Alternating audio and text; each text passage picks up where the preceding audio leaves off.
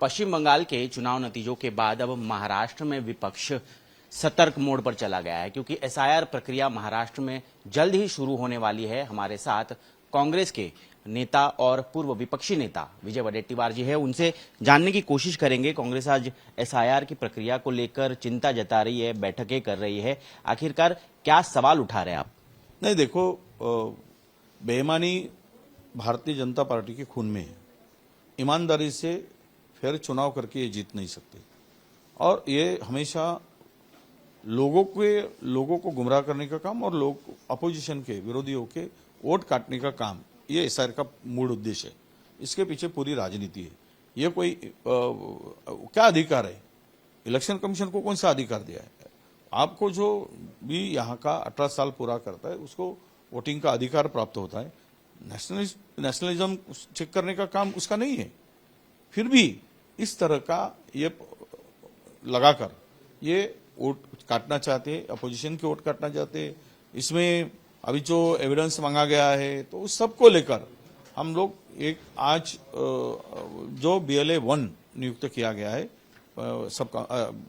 Constituency से, तो पूरे विधानसभा के हर कॉन्स्टिट्यूंसी से एक BLA 1 करके जिसकी नियुक्ति किया है उसको आज ट्रेनिंग होगी। फिर बाद में महाराष्ट्र में हर जगह में ट्रेनिंग दिया जाएगा, और इस एसआईआर को कैसे हमने फेस करना है। अपने लोगों के जो इस देश का नागरिक है उसका वोट नहीं कटना चाहिए। मैं एग्जाम्पल के तौर पर कहता हूं कि गढ़चिरौली में एक माइनॉरिटी का CRP जवान है, वो बेचारा 12-15 साल से, अब उसके फैमिली के वोट काट दिए गए बंगाल में।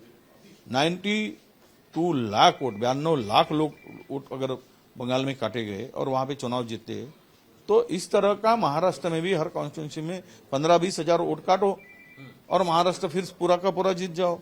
ये इसके पीछे की मंशा है। तो हमें अपने कार्यकर्ताओं को, नेताओं को और BLA को ये सब ट्रेनिंग देकर इसमें इनकी क्या प्रिकॉशन लेना चाहिए, क्या अपने को इसमें ये सब इसको फेस करना चाहिए, इसके बारे में आज बैठक है। आज एक और अहम मुद्दा सामने आ रहा है, और जातिगत जनगणना के बारे में बिहार चुनाव के बाद केंद्र सरकार ने कहा था, घोषणा की थी, लेकिन उस घोषणा का आगे कुछ होता दिखा नहीं। अब यहाँ पर जो एसआईआर हो रहा है, क्या अलग से OBC जाति गणना होनी चाहिए, ऐसी मांग है? क्योंकि वो होते नहीं नजर आ रही। नहीं, अभी तो उनके सेंट्रल गवर्नमेंट के स्टेटमेंट आया है। वो बोलते हैं कि सेकंड फेज में हम लोग जब ये होगा, ये अभी सेंसस का पहला फेज आने के बाद में सेकंड में हम लोग OBC का कॉलम डालेंगे। अभी देखते हैं इसमें कितनी ईमानदार। प्राइम मिनिस्टर ने तो हाउस के अंदर में, फ्लोर के अंदर में बात की थी कि हम लोग OBC की जनगणना कराएंगे। राहुल जी के प्रेशर में, राहुल जी ने जो OBC की बात उठाई, मुद्दा उठाया था, उसको डर कर उनको बोलना पड़ा। अब उस बात में कितनी सच्चाई है प्राइम मिनिस्टर के, ये आने वाले दिन में दिखेगी। अभी उसके साथ में ही ये सरकार कहाँ OBC की है? आपने देखा है कि इस सरकार ने क्या उठाया। देखो, हमारे OBC हो या कैटेगरी के लोग हो रिजर्वेशन में, उनको ओपन में कोई जगह नहीं दी, उनको ओपन से निकाला दिया है। मतलब 50% लोग 50% में खेलो, और 70%, 80% लोग इस देश में SC ST OBC 85% है, और उनके लिए 50% आरक्षण, और जो 15% है उसके लिए 50% आरक्षण। तो ये किसकी पार्टी है? ये दलितों की पार्टी है, आदिवासी की पार्टी है, OBC की पार्टी है। OBC का वोट लेना और OBC को मूर्ख बनाना, यही इनका धंधा है। इसीलिए ये ना उसमें सेंसस में कॉलम डालकर OBC को हक देंगे, ना रिजर्वेशन में देंगे। ये दिख पड़ा है। इनके खाने के और बोलने के दांत, मुंह अलग है। ये दो मुंह लोग है।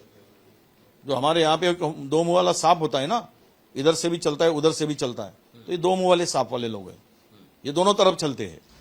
सरकार एक तरफ चुनाव प्रक्रिया और एसआईआर और जनगणना में व्यस्त है, लेकिन दूसरी तरफ हम देख रहे हैं कि कॉकरोच जनता पार्टी नाम से एक पार्टी तैयार हो रही है। वो जेनजी की पार्टी है, और कई मिलियन लोग पिछले 4 दिनों में उससे जुड़ते नजर आ रहे हैं। सरकार के लिए तो चुनौती है ही, लेकिन आप मानते हैं कि विपक्ष की स्पेस भी ये कॉकरोच जनता पार्टी ले रही है? नहीं, देखो, बदल ये लोगों के अभी दिमाग में आया है।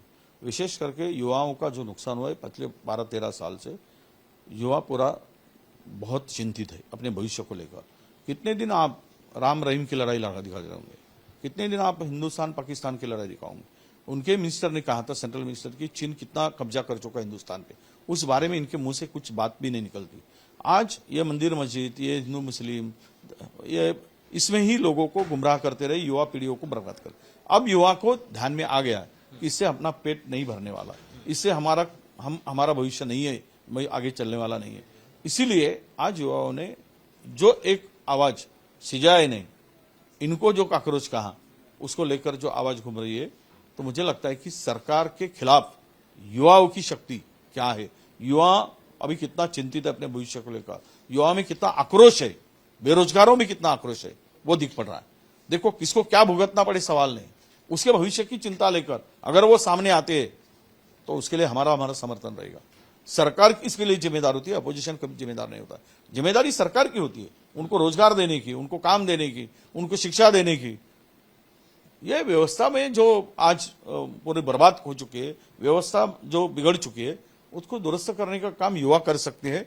और इसीलिए युवाओं में आज एकजुट होते दिख रहा है, उसको रिस्पांस मिल रहा है। मेरे ख्याल से काकरोच जनता पार्टी का एक्स हैंडल भी उसने बंद कर दिया है, बैन कर दिया है।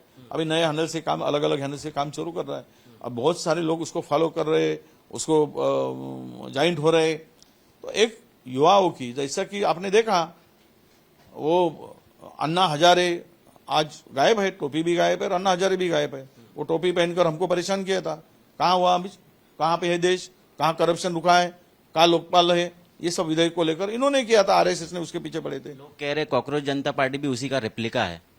नहीं, देखो मुझे लगता है कि हम लोग युवाओं के साथ में हैं और युवाओं के भावनाओं के साथ में बिल्कुल रहेंगे, क्योंकि उनका भविष्य इसमें पूरा अंधेरे में दिख रहा है और इस सरकार ने अंधेरे में डाला है। तो हमें जब युवा सामने लड़ने के लिए आता है तो सत्ताधारी थोड़ी साथ देंगे, देना तो अपोजिशन को ही पड़ेगा, तो हम तो साथ देंगे। हमारे राजनीतिक भविष्य के बारे में हम चिंता नहीं करते, हम युवाओं की चिंता करते हैं। हमें क्या मिलेगा, हम रहेंगे नहीं रहेंगे, इसकी हमें चिंता नहीं है। हमें टेंशन है कि इस देश का युवा, इस देश का बेरोजगार, इस पढ़ा लिखा बच्चा कहीं ना कहीं उसके हाथ को काम मिले। केवल हिंदू मुस्लिम की माला जपते हुए उसका पेट भरने वाला नहीं है। बिल्कुल, तो सही मुद्दों को लेकर चाहे कांग्रेस आवाज उठा रही हो, लेकिन अगर युवा मैदान में उतरता है तो उन्हें भी वो समर्थन करेंगे। ये बड़ी बात आज विजय वडेट्टीवार यहां पर कह रहे हैं। कैमरा पर्सन सचिन सावंत के साथ मैं ऋत्विक भालेकर, मुंबई आज तक।